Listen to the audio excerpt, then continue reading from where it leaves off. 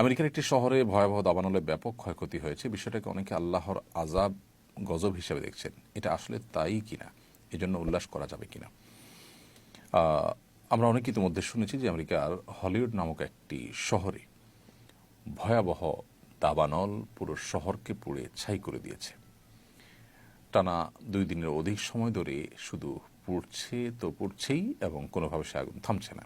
যে শহরে এই ভয়াবহ অগ্নিকাণ্ডের ঘটনা ঘটেছে সে শহর নানা কারণে পরিচিত বিশ্ববাসীর কাছে, বিশেষ করে অশ্লীলতা, বিবাহ বহির্ভূত সম্পর্ক, হারাম রিলেশনকে প্রমোশন করা এবং অন্যায় অশ্লীলতার যে জোয়ার সয়লাব, এটার জন্য এই শহরটা নানাভাবে পরিচিত।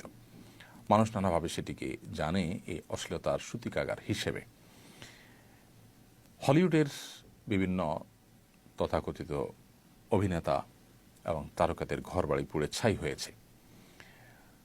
মানুষের মধ্যে যারা অশ্লীলতাকে ছড়িয়ে দিতে চায়, ব্যাপকভাবে বিস্তৃত করতে চায়, তাদেরকে আল্লাহ রাব্বুল আলামিন ভয়াবহ শাস্তি দিবেন বলে কোরআনে কারিমে আল্লাহ তাআলা জানিয়েছেন। এই যে দাবানল, সেটা তাদের সেই সব কৃতকর্মের শাস্তি কিনা এটা নিশ্চিত করে বলা কঠিন হলেও আপাত দৃষ্টিকোণ থেকে, বাহ্যিক দৃষ্টিকোণ থেকে এটি দেখে একজন মুসলমান সতর্ক হওয়ার যথেষ্ট কারণ রয়েছে, শিক্ষা গ্রহণ করবার যথেষ্ট কারণ রয়েছে।